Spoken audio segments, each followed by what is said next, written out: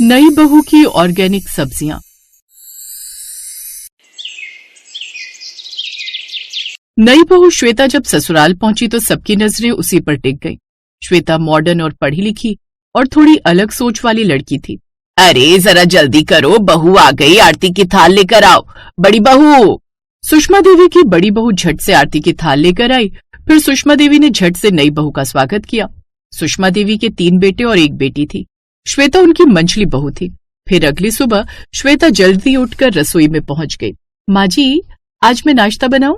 अरे रहने दो बहू, अभी तुम नई नई आई हो, आराम करो।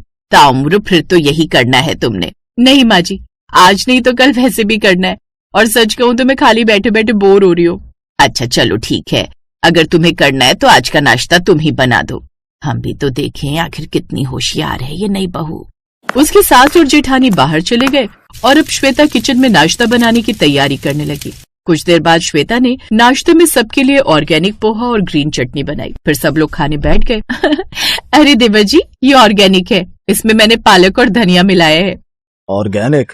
आखिर वो क्या होता है? मतलब बिना केमिकल उगाई गई सब्जियां वो काफी हेल्दी होती हैं। लेकिन तुम बहू ये ऑर्गेनिक सब्जियां कहाँ से लाई? वो मुझे ऑर्गेनिक खेती का बड़ा शौक है, तो मैं अपने घर की छत पर भी ऑर्गेनिक खेती करती थी। ये कुछ सब्जियां मैंने ही उगाई थी। अब सबने एक और खाया तो उनका चेहरा थोड़ा बन गया। बहू, ये तो अजीब स्वाद है, हमें तो इसमें कुछ खास स्वाद नहीं आया। बड़ा खुश हो रही थी मैं बनाकर खिलाऊंगी सबको अपने हाथ का खाना, लेकिन ये तो किसी को पसंद ही नहीं आया। जेठानी उसका मजाक बनाती रही, लेकिन उसने हार नहीं मानी। दरअसल श्वेता का सपना था कि वो घर में सबको हेल्दी खाना खिलाए, इसीलिए उसने तय किया कि वो खुद सब्जियां उगाएगी। एक दिन उसने आंगन के खाली हिस्से में मिट्टी खोदनी शुरू कर दी। अरे नई बहू, क्या खेत बना रही हो क्या? हाँ काकी, छोटा सा किचन गार्डन बना रही हूँ। बहू, ये सब क्या कर रही हो? घर का काम छोड़कर मिट्टी में खेल रही हो, ये तेरी कोई खेलने की उम्र है? माँ जी, मैं खेल नहीं रही हूँ, बल्कि सबके लिए ताजी सब्जियां उगाना चाहती हूँ। ये ताजी सब्जियां सबकी सेहत के लिए अच्छी होगी। अरे भाई, नहीं खानी हमें तेरी ये ऑर्गेनिक सब्जियां, हम लोग ऐसे ही खुश हैं अपनी बाजार वाली सब्जियों से। माँ जी, आप फिक्र मत करो, पहले मैं जाकर घर का काम कर लेती हूँ। ऐसे ही दिन बीतते गए। श्वेता सुबह जल्दी उठती, घर का काम करती और फिर अपने गार्डन में जाकर काम में लग जाती। लेकिन घर वालों को उसकी मेहनत बेकार लगती थी। देवरानी जी, बाजार में सब्जी मिलती है, इतनी मेहनत क्यों कर रही हो? क्योंकि वो सब्जियां केमिकल से भरी होती हैं, ये ज्यादा हेल्दी होंगी। हेल्दी वेल्दी कुछ नहीं होता, स्वाद अच्छा होना चाहिए।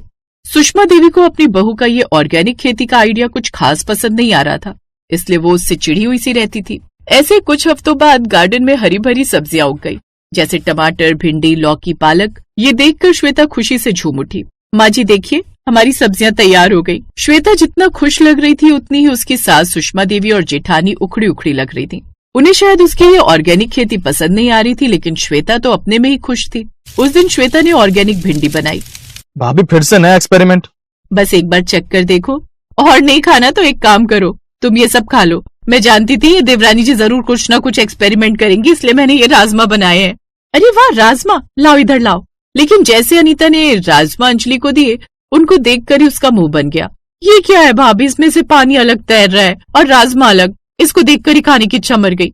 वैसे छोटी भाभी की कुरकुरी भिंडी दिखने में तो बड़ी अच्छी लग रही है, एक बार खाकर देख ही लेते हैं। हाँ हाँ अंजलि, लो ना, मैं तो कह रही हूँ एक बार चेक कर देखो। अब जैसे ही उसने वो खाकर देखा तो वो हैरान रह गई। उसमें एक अलग ही स्वाद आ रहा था। अरे ये तो बहुत स्वादिष्ट है। सच में भाभी, मजा आ गया। हाँ बहू, ये तो वाकई में अच्छी बनी है। सुषमा, तुम भी एक बार खाकर देखो। नहीं, कोई जरूरत नहीं है, मैं तो बड़ी बहू के हाथ का बना राजमा ही खा लूंगी।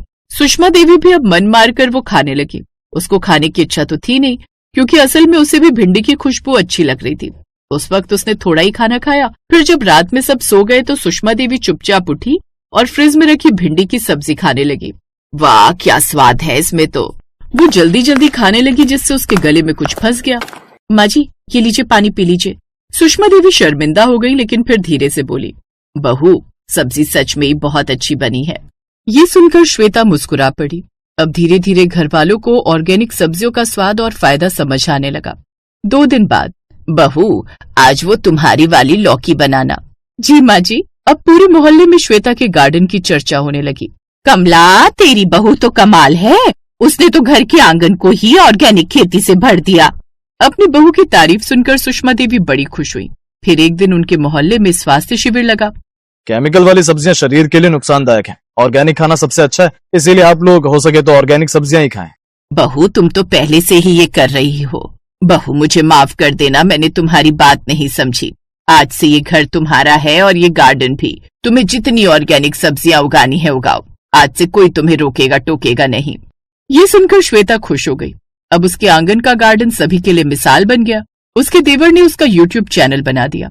लोग अब उससे सीखने आने लगे। सुषमा देवी के घर में हर दिन ताजी सब्जियों की खुशबू होती थी, लेकिन हर किसी को श्वेता की सफलता पसंद नहीं आ रही थी। पड़ोस में रहने वाली लता और श्वेता की जेठानी को ये सब बिल्कुल अच्छा नहीं लग रहा था। देख अनीता, ये नई बहू तो पूरे मोहल्ले की हीरोइन बन गई है। हाँ, घर में सब इसी की तारीफ करते रहते हैं। हम भी कुछ करते हैं, नहीं तो पूरे मोहल्ले में इसी की वाहवाही होगी। फिर एक रात लता और अनीता चुपके से श्वेता के गार्डन के पास पहुंची। अगर ये सब्जियां खराब हो जाएंगी तो इसका नाम भी खराब हो जाएगा। तो चिंता मत कर, अब देख मैं क्या करती हूँ। फिर लता ने गार्डन में केमिकल वाला पानी डाल दिया। अगली सुबह जब श्वेता गार्डन में पहुंची तो पौधे मुरझाए हुए थे, पत्तियां पीली पड़ चुकी थी। हे भगवान, ये क्या हो गया? उसकी आंखों में आंसू आ गए। बहू, क्या हुआ?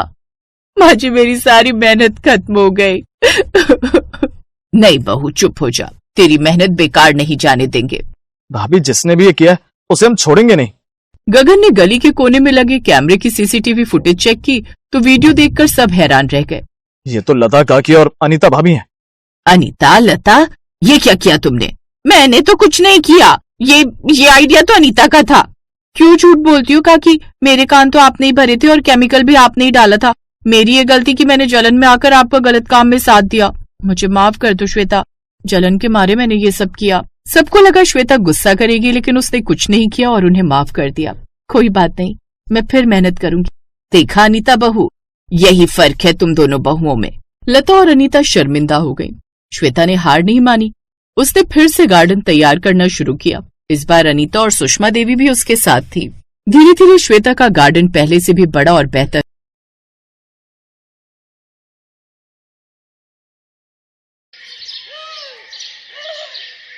शादी के बाद की पहली सुबह रागिनी की नींद हल्की खटपट से खुली। उसने घड़ी देखी, सुबह के 5 बजे थे।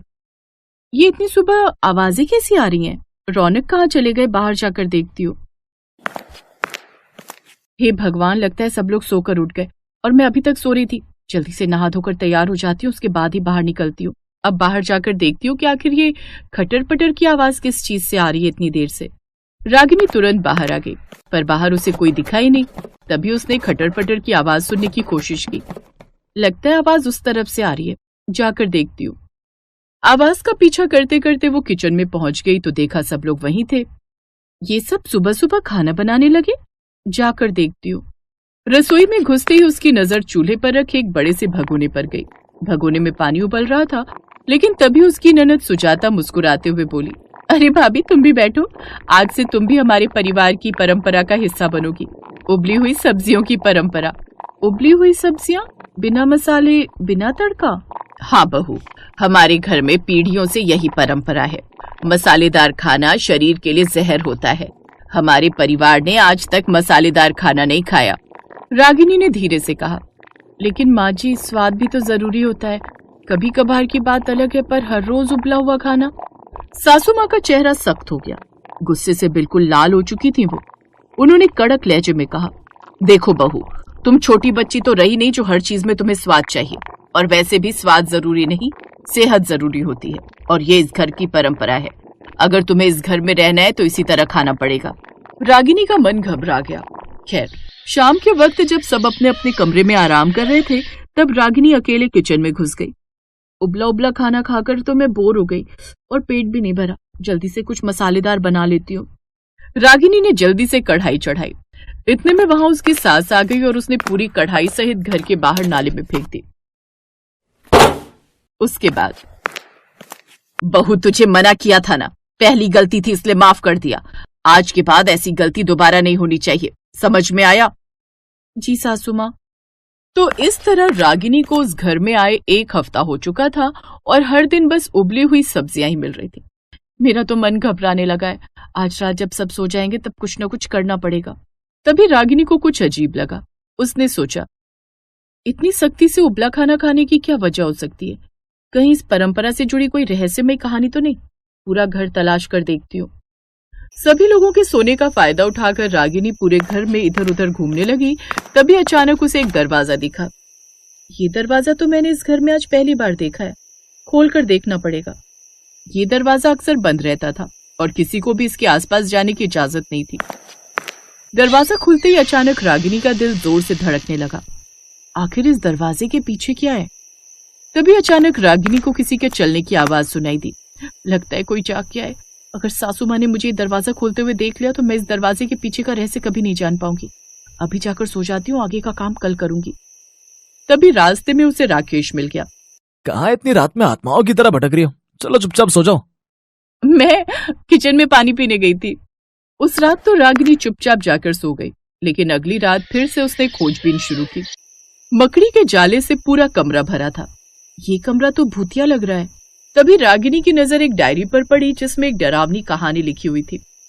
लगता है इस किताब में इस परिवार का इतिहास छुपा हुआ है, पढ़कर देखती हूँ। रागिनी ने पूरी कहानी पढ़ ली। उस कहानी के अनुसार इस घर में जो भी मसालेदार खाना खाता था वो धीरे धीरे बीमार पड़ जाता था और फिर रहस्यमय तरीके से गायब हो जाता था। वो कहानी पढ़कर रागिनी के रोंगटे खड़े हो गए। कहीं ये सिर्फ एक कहानी तो नहीं, या फिर इसमें कुछ सच्चाई भी है? मैं सच में इंसानों के साथ ही रह रही हूँ या भूत प्रेतों के साथ? कहीं मेरे सास ससुर ननद और पति सबके सब भूत तो नहीं है? क्या इस घर में कुछ अनहोनी हो चुकी है? क्या ये सब सिर्फ एक परंपरा नहीं बल्कि किसी रहस्य को छिपाने का तरीका था? खैर, रागिनी के दिमाग में सवालों का तूफान चल रहा था। ये डायरी और एल्बम अपने साथ ले जाती हूँ, कल सुबह ही सारे रहस्यों का पर्दाफाश होगा। अगली सुबह रागिनी ने सबके सामने डायरी रख दी और सीधा सासू माँ से पूछा, माँ जी, इस घर में मसालेदार खाना खाने से लोग गायब क्यों हो जाते थे? क्या इस डायरी की कहानी में कोई सच्चाई है या ऐसे ही? तुझे उस कमरे को नहीं खोलना चाहिए था।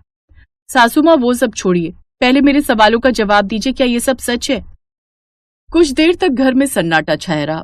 फिर सासू माँ ने धीमे स्वर में कहा, बहू, ये सच है कि इस घर में कुछ अनहोनी हो चुकी है, लेकिन ये सब अंधविश्वास है। सालों पहले इस घर में एक औरत थी जो बहुत मसालेदार खाना खाती थी। उसने एक बार हमारे खानदान की पुरानी परंपरा तोड़ दी और उसी रात से वो गायब हो गई। उसके बाद जिसने भी मसालेदार खाना खाया उनके साथ भी अजीब घटनाएं हुई। रागिनी को ये सब सुनकर गुस्सा आ गया। माँ जी, आप लोग अंधविश्वास में जी रहे हैं। अगर ये सब सच होता तो आज की दुनिया में भी लोग मसालेदार खाना नहीं खाते। सासू माँ कुछ नहीं बोली, लेकिन रागिनी ने तय कर लिया था कि वो इस डर को खत्म करके रहेगी। रौनक बिना कुछ बोले काम पर चला गया। शाम को रागिनी अपने कमरे में बैठकर उस अंधविश्वास के बारे में ही सोच रही थी। अब चाहे कुछ भी हो जाए, एक बार तो रिस्क लेना ही पड़ेगा। खैर, धीरे धीरे रात हो गई। उस रात रागिनी ने सबके लिए मसालेदार खाना बनाया। गर्मा गर्म छोले, तीखी भिंडी, चटपटे आलू। डरिए मत, देखते हैं कोई गायब होता है या नहीं। 1 मिनट, 2 मिनट, 3 मिनट, देखा कुछ नहीं हुआ, कोई गायब नहीं हुआ। सासू माँ, आप भी खाओ। अगर आप गायब हो गई तो मैं वापस बुला लूंगी आपको। हाँ लो भाग्यवान, कुछ नहीं होगा। हाँ माँ, पहली बार मसालेदार खाना खाकर तो मजा ही आ गया। अब हम गायब भी हो जाए तो कोई गम नहीं। ठीक है, मैं भी खाने की कोशिश करती हूँ। सासू माँ पहले हिचकिचाई, लेकिन जब उन्होंने पहला निवाला लिया तो उनकी आंखें चमक उठी। अरे, ये तो बहुत स्वादिष्ट है। बहू, कितना अच्छा खाना बनाया है तुमने। बहू, आज तेरी वजह से वो डर जो पीढ़ियों से इस घर पर हावी था आज हमेशा के लिए खत्म हो गया। अब तो खूब मसालेदार खाना बना। कई बार जो डर हमें बचपन से सिखाए जाते हैं वो सिर्फ मन का भ्रम होते हैं। जब तक हम उनका सामना नहीं करते वे हमें गुलाम बनाए रखते हैं। रागिनी ने डर को हराया और एक नई परंपरा की शुरुआत की।